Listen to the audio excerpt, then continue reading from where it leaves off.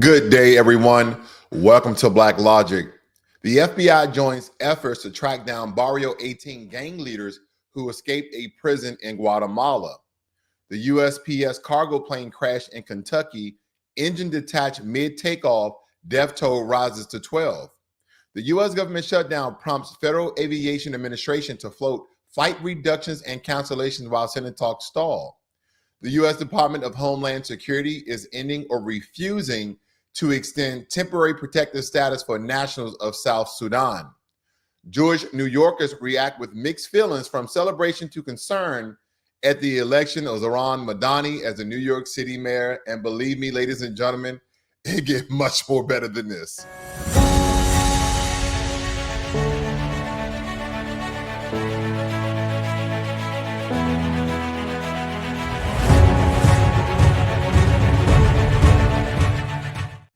So the FBI is sending teams to help track down leaders of Barrio 18 who escaped from a Guatemala prison. And this is what they call cross-border crime with U.S. agencies that are involved. When gang power spills across borders, it often impacts a lot of the communities in America because this is essentially one of the countries that they illegally migrate to, that people will state. So again, this is very important to the United States of America in assisting Guatemala to capture these Barrio 18 terrorists, as we would name them, or gang leaders, so they will not enter the United States of America and start some of their criminal past.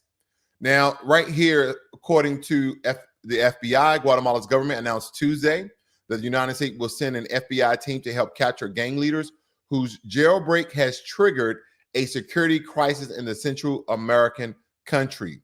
They stated that local authorities last month announced that 20 members of the Barrio 18 gang had broken out of the Frances prison near Guatemala City, but did not specify when the escape actually happened. And by the way, a lot of people actually got laid off behind this because they believed that they were colluding with the criminals in order for them to escape the prison. There's always someone else involved. When you are in a maximum security prison, there's not just a breakdown of security measures. There's just not a compromising of certain people. There's a mixture of all of those things going on at the same time. Either their lives were being threatened or they got paid, quote unquote, under the table. It could have been a mixture of all those things, but they essentially had assistance and help. So a lot of people have resigned and they're probably going to flee the country behind this. Okay. So we're going to keep you guys updated with the partnership with the FBI as well as Guatemala to see if they can capture some of these Barrio 18 gang leaders, AKA terrorists, that could potentially illegally immigrate to America. I believe that's important as well. So I know you guys have been keeping your guys' eyes on this particular story. The UPS cargo plane crashed in Louisville, an engine detached during takeoff, and the death toll now has at least 12 people. And the aviation disasters aren't just statistics. We have a slew of different things going wrong all at the same time. We have supply chains breaking down, workers, local communities that's going to feel this potential shockwave. And when a major economic node like Louisville is hit, the ripple effects are just, quote unquote, also real. Now, this stated here that the death toll from the UPS cargo plane that exploded into a fireball in Louisville on Tuesday night has risen to 12, said Greg Greenberg, the city's mayor. At least 15 people were reported injured, and several individuals were still unaccounted for. A federal investigator announced early Wednesday a UPS cargo plane left wing caught fire and an engine fell off shortly after takeoff from the Louisville Muhammad Ali International Airport, causing the plane to crash and explode into a fireball. And at least 28 National Transportation Safety Board agents arrived at the site in Kentucky and began searching for clues about the possible cause of disaster, which left behind a fiery trail of destruction on the ground and a huge plume of thick black smoke. Now, either someone didn't do their jobs, because every time that a plane lands and every time before a plane takes off, they have systematic checks. They have a particular workflow that they go through in order to make sure that the plane is fueled, that it's safe, that it's generally clean before passengers or people, in this case, products and shipments are loaded on the plane, that things are ratchet strapped down really tight. They have all these particular checks. Now, how in the heck did an engine fall out? Like, that is catastrophic. There's going to be people being fired, laid off. There may be some sort of corporate scrutiny because they say, hey, we're not going to check the planes before they take off as long as we check them when they land. Now, a lot of things can happen between that. A lot of product and carriage and boxes and shipments and all sorts of things can happen once that plane lands and start being loaded. That's why they have pre-checks and they have checks right before the plane takes off to make sure everything is well taken care of, so to speak. I don't know the right terminology, but you know what I'm getting at, that everything is good to go. Like we used to say in the military, you got to do your PCIs and PCCs, your pre-combat checks, okay, and your pre-combat inspections before we even start to go on the march, even before we start to go on the mission, etc. So all these things when it comes to flights, because we're talking about massive amount of product damage, people being unalive because of this, but an engine falling out, in my opinion, ladies and gentlemen, is just, I've never heard of that. An engine, we're living in 2025, an engine falling out. Like what boats? Now we knew that we had those issues with those Boeing flights where the doors were ripping out mid-flight. That's a little bit different than an engine falling off. I mean, the wing, again, I'm going to keep you guys updated because that's very, very interesting because this next story is about flight as well. Now, amid the shutdown, the FAA is warning about flight cancellation and reduced capacity across major U.S. airports. And there are going to be massive amount of travel delays. And this may seem like an inconvenience, but for working families like you and I, flight networks, tourism economies, this is structural stress. And often those with fewer buffers get hit the hardest. So again, the middle class and down are the ones who are going to be feeling the pinch more so than everybody else.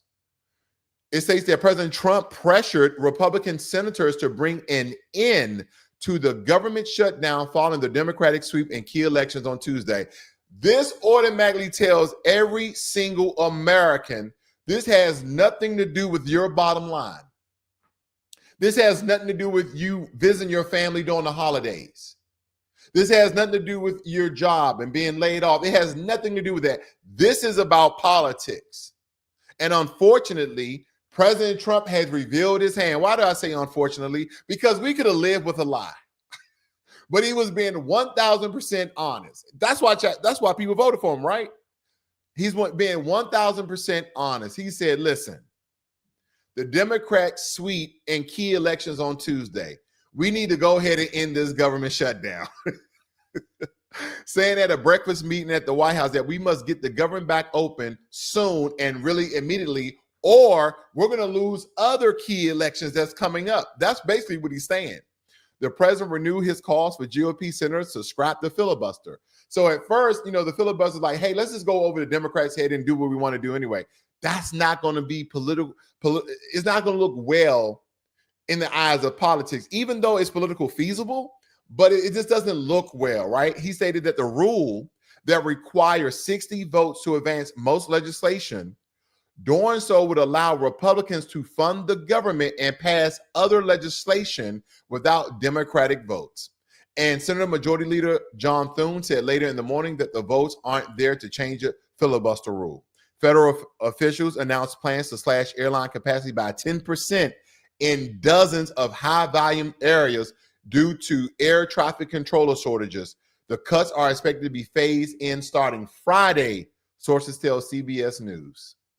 So they're going to slash a bunch of flights because they don't have the manpower. And believe it or not, I totally understand. We don't want to be at a risk as we're flying in because we don't have enough air traffic controllers to ensure that planes are taking off and landing, very, very safely, as well as the traffic in the air. Do they have enough people to watch all these thousands of flights all around the nation take off and land, as well as the air congestion of traffic while they're mere flights? So again, I totally understand.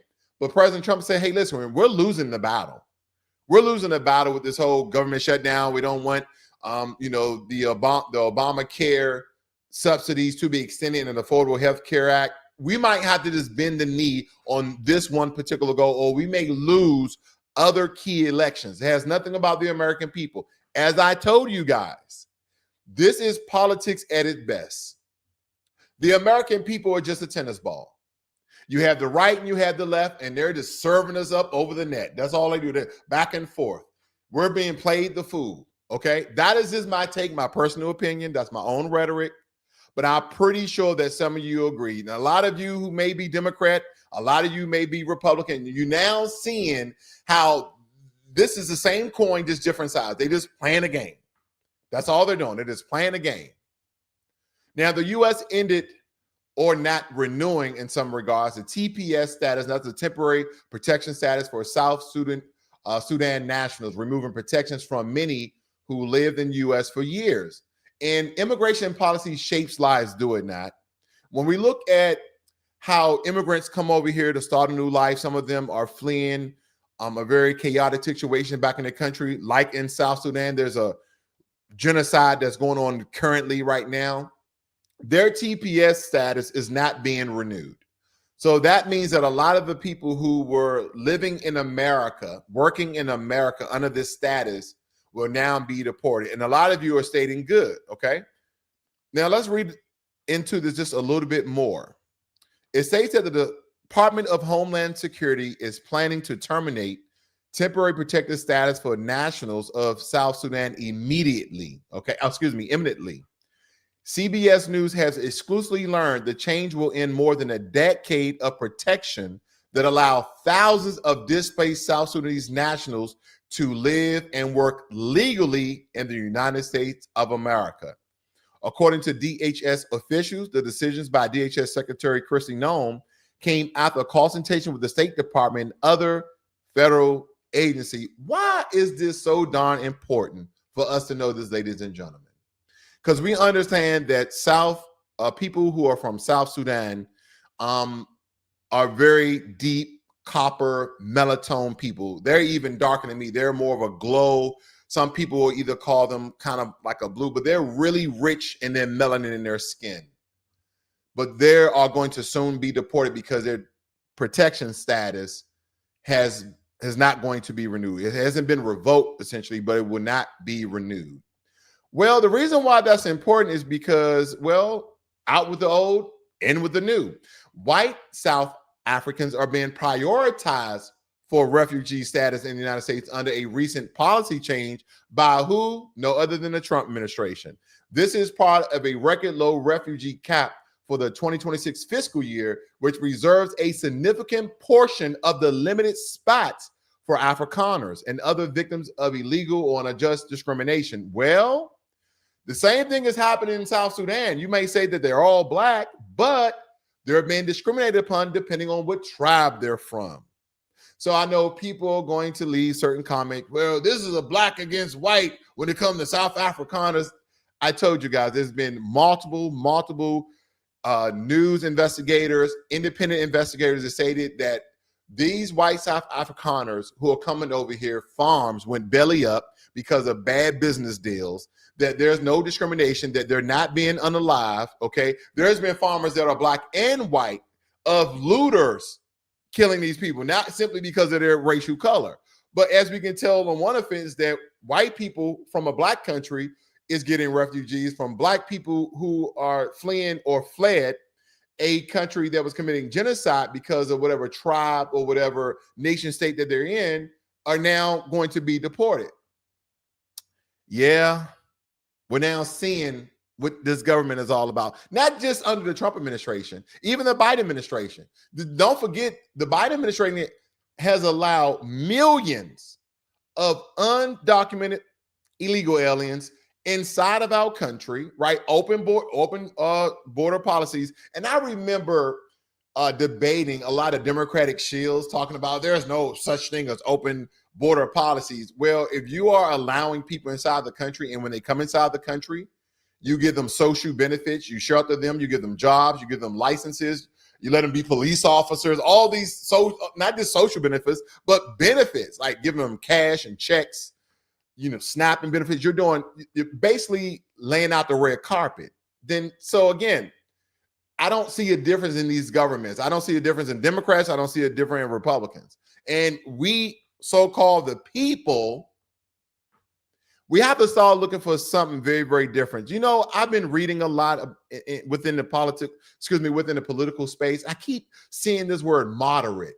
They're getting away from like a regular Democrat. They're really going to flip the script on a lot of people in America. I'm talking about Black, white, Hispanic, Asian, Pacific Islanders. They're going to be really flipping the script when it comes to Democrat, because the same old Democratic perspective and narratives that they've been pushing, they're now going to start to push that they're a Democrat, but they're moderate. They're a Democrat, but they're a libertarian. They're going to try to really mix and master these new words in to kind of fool the American people as if they're different. Now, a lot of people are in the uproar, mostly the Jewish community, behind no other than Zohran Mamdani. Okay, and I've heard some videos coming out of the state of Israel regarding this, because Jewish New Yorkers are reacting to Mamdani's material win, from Mazel Tov to conflicted right here, ladies and gentlemen.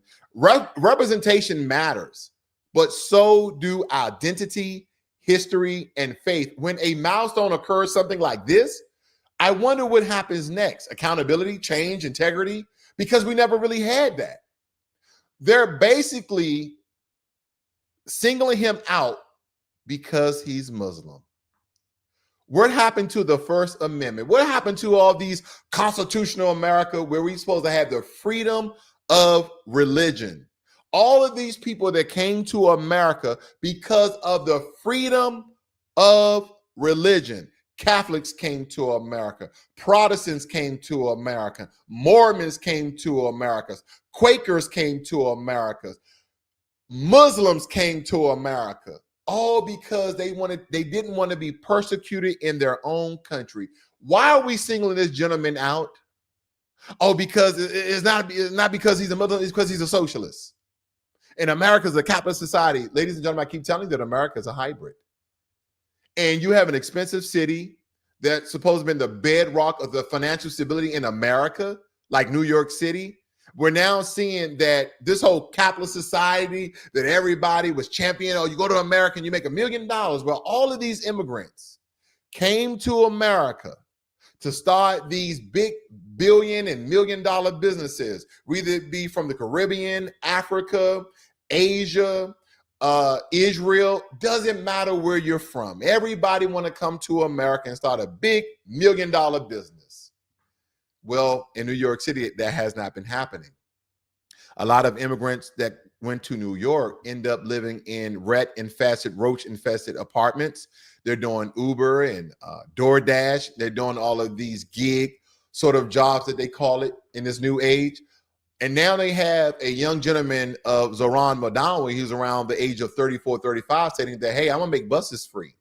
I'm going to make childcare free, because we understand that New Yorkers, you live in one of the most expensive cities in the world.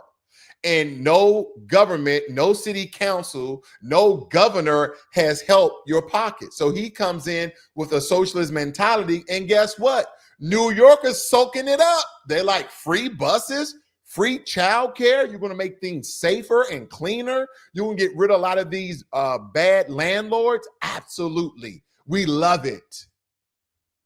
And then no other than our President Trump, he called him a dictator, called him a communist because of his socialist policies.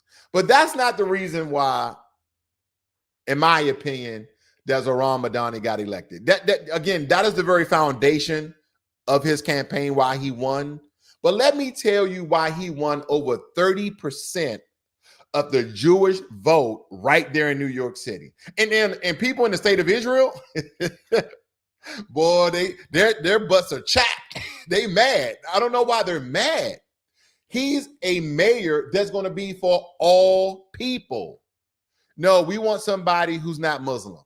Now, that's my conjecture. That's not what they said, but that is the way I took it. We want somebody who is not Muslim. We want, okay, somebody who's Black and Christian. That's fine. We've had Mayor Eric Adams. That's perfectly fine. We can have somebody who's white and Christian. But let me tell you how a lot of these legacy media try to hem Zohran Mamdani up. They really try to set him up for the failure. Okay, and a guy like him, he seems very intelligent, very charismatic. He have a lot of people, a lot of different demographics that is surrounding him and that's backing him. So again, he was already prepared for this question. Now, ladies and gentlemen, I have to set the premise. I have to set the premise of these video clips I'm about to show you guys, because I know you guys are very intelligent, but I don't want to give you my conjecture to sway the way you look at this, but I just want to give you the foundation. Why ask a city mayor this question? That's all I'm going to say. Why ask a city mayor this question? Not a state governor, not a senator, not a congressperson. He is a New York City mayor, not a Bronx mayor, not a Brooklyn mayor, not a Staten Island mayor, New York City mayor. Now that I've set the premise, I really have to show you guys this. This is crazy, ladies and gentlemen.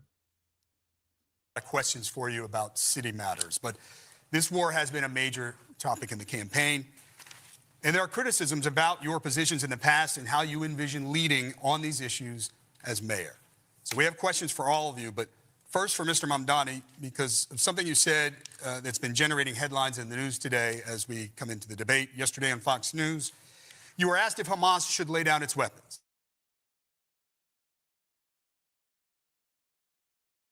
Confusing. You said, quote, "I don't really have opinions about the future of Hamas and Israel beyond the question of justice and safety and the fact that anything has to abide by international law."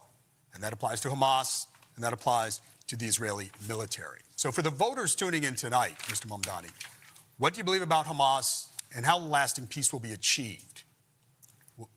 We know it's a complicated matter, but we'd like you to keep your answer to a minute if you could. Of course, I believe that they should lay down their arms. I'm proud to be one of the first elected officials in this state who called for a ceasefire. And calling for a ceasefire means ceasing fire. That means all parties have to cease fire and put down their weapons. And the reason that we call for that is not only for the end of the genocide, but also an unimpeded access of humanitarian aid.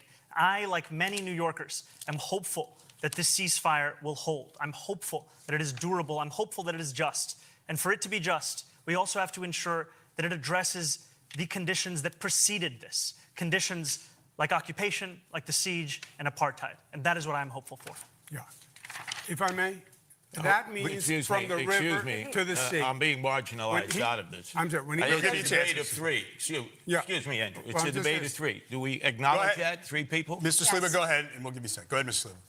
The President of the United States should have been applauded by you, Zohran Mamdani, and you, Andrew Cuomo, on the day that he brought together that international coalition that met in Egypt, that came from the Middle East and the Persian Gulf. I certainly applauded him for bringing peace to Gaza and trying to end the hostilities in the war between the Israelis and Hamas, so there can be peace between the Israelis and peace between the Palestinians.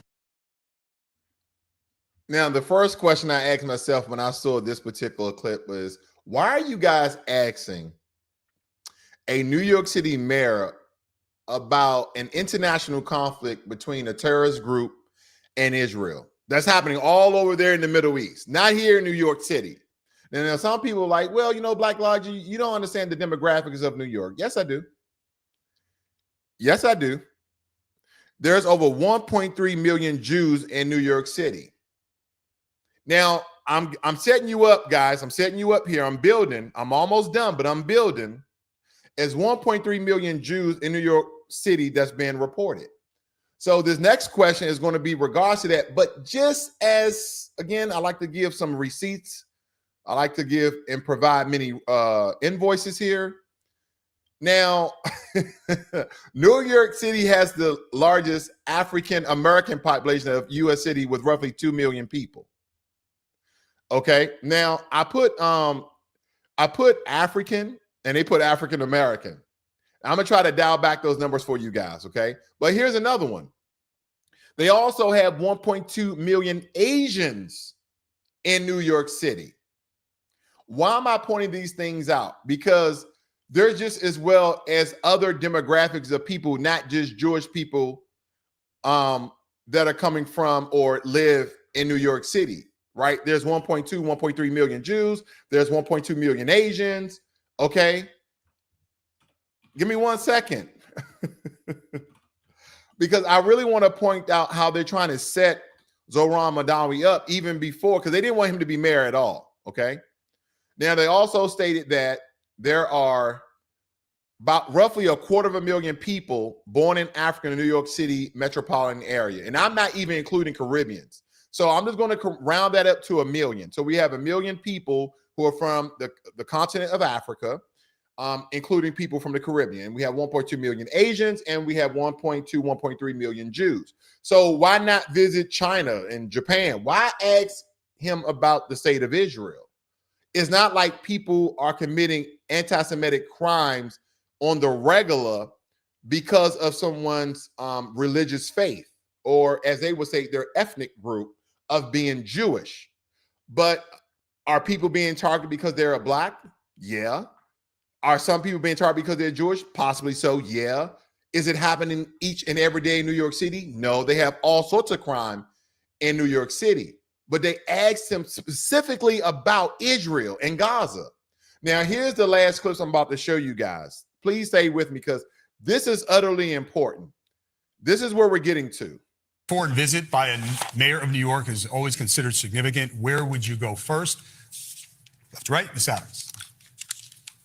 First visit, I would visit the Holy Land. Mr. Cuomo. Given the hostility and the anti-Semitism that has been shown in New York, I would go to Israel. Mr. Tilson, where would you go? Yeah, I'd make my 4th trip to Israel, followed by my 5th trip to Ukraine, 2 of our greatest allies fighting on the front lines of the global war on terror. Mr. Mamdani. Now, before Zohran Mamdani answer, do you see how all these legacy media and political pundits fell in line? The first lady was a black lady. I will visit the Holy Land. Why? Why are you visiting Israel? New York City. One more time. New York City has nothing to do with the state of Israel. Well, there's 1.3 million Jews here. So if Jews are being attacked in New York City, then put more beat cops on the street, increase security around synagogues, help protect them and everybody else. But you going to Israel does nothing. Where I want to understand the faith more. Go to a New York City synagogue, meet with the religious leaders in the synagogue, meet them at lunch or breakfast, whatever, get kosher meals. I don't know. But you going to the state of Israel does nothing. So I respect Zohran Mamdani's answer. And this, in my opinion, backfired on not only legacy media, but all these silly political pundits running to be the New York City next mayor, and how he just put them to shame because of his very intelligent and sensible answer. This is simple.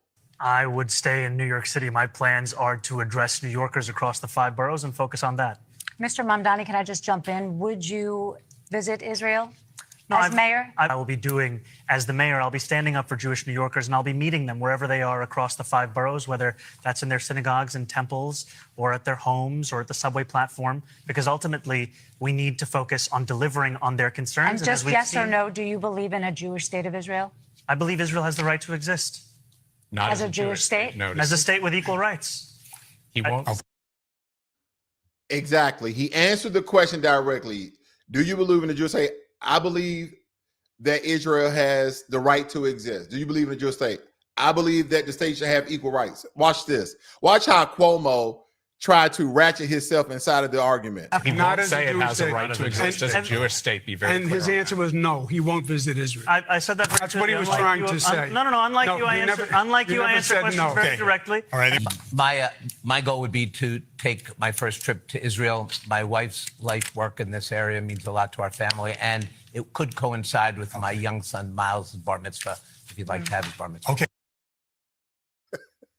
A bunch of guppies. These people, listen, tell me. Now, that is why Zohran Mamdani won. He seems like a real person that I don't know if he's going to change the lives of black people in New York City. For Foundational Black Americans, I don't know what he's going to do. But I will say the appearance of Zohran Mamdani is absolutely good. He said, hey, in the 5 boroughs, I'm going to meet them wherever they are. I'm going to help them, assist them. Why do I need to go? It's basically saying, why do I need to go to Israel? Then Cuomo's like, oh, no, he talking about from the river to the sea. He said, no, they don't believe the right to exist. He said none of that. He said, I'm worried about the Jewish people right here in New York City. And that's why over 30% of Jewish people in New York City voted for him. Let's double down on this. Let's hear it one more time. Mr. Mamdani, can I just jump in? Would you visit Israel as mayor? I've said in a UJA questionnaire that I believe that you need not travel to Israel to stand up for Jewish New Yorkers. And that is what I will be doing as the mayor. I'll be standing up for Jewish New Yorkers. Now, I want to bring this full circle. Mr. Mamdani, will you be visiting the continent of Africa and the many countries therein? Why would I be visiting Africa? This is my interpretation. Why would I be visiting Africa? We have plenty of Africans here that I can assist because we all live in New York City. They don't live in Africa anymore. Or what about, Mr. Mamdani, if you become New York City mayor, will you be traveling to Asia? Why would I be going to Asia? I mean, China, Japan, Korea, Cambodia, Vietnam, the Philippines. I mean, why am I going there? And we have Asians that live here that need my assistance and support of some of my governmental policies that I'm willing to put in place. Why would I travel to an entire different country? And I'm just a New York City mayor. I'm only a New York City mayor. I'm not even a governor. I'm not a congressman. I'm not a senator. Okay, I'm not an ambassador. Why am I going always? I'll let him finish. I don't want to, you know how I get. And I'll be meeting them wherever they are across the 5 boroughs, whether that's in their synagogues and temples or at their homes or at the subway platform, because ultimately we need to focus on delivering on their concerns. And just yes or no, do you believe in a Jewish state of Israel? I believe Israel has the right to exist. Not As a Jewish state? No, As a state with equal rights. he won't Not as a say it Jewish has a state. right to exist as a Jewish state. Be very And clear. his answer was no, he won't visit Israel. I said that. That's what he was trying to say. No. Unlike No, you, I you answer. never- Unlike you you, I never answer said questions no. very Okay. directly, All right, I and think I we're want to clear. be You very answered- clear. you I answered- believe every state should be a state of equal rights. Okay. He did answer the question. Now, he answered it like a politician. He didn't say no. He said that he will meet them right there in New York City. That's your answer. No, I'm not going to Israel. For what reason? It makes no sense. It's nonsensical. See, that was a very disingenuous question. And they only did that because the population of Jewish people is around 1.2, 1.3 million. And they're the most significant financial group in New York City, let alone America, by the way. But this is the way they wanted Zohran Mamdani to bend the knee, and he didn't. He answered it very intelligently because, again, over 30% of Jews in New York City voted for him. So out of 1.3 million Jews, just think about how many votes that was that put him over the top. He almost won the mayoral race. I think there's roughly 9% or so. So again, they voted for him. And I saw another clip I was going to show you guys. I digress with this because the people over in Israel, they were upset that the Jews in New York City voted for him. Listen, he's talking about helping people right there in New York City. The only reason why this became a big deal, because all those other panelists, all those other people that were running for the New York City office, they were all Christians. Here's the only Muslim.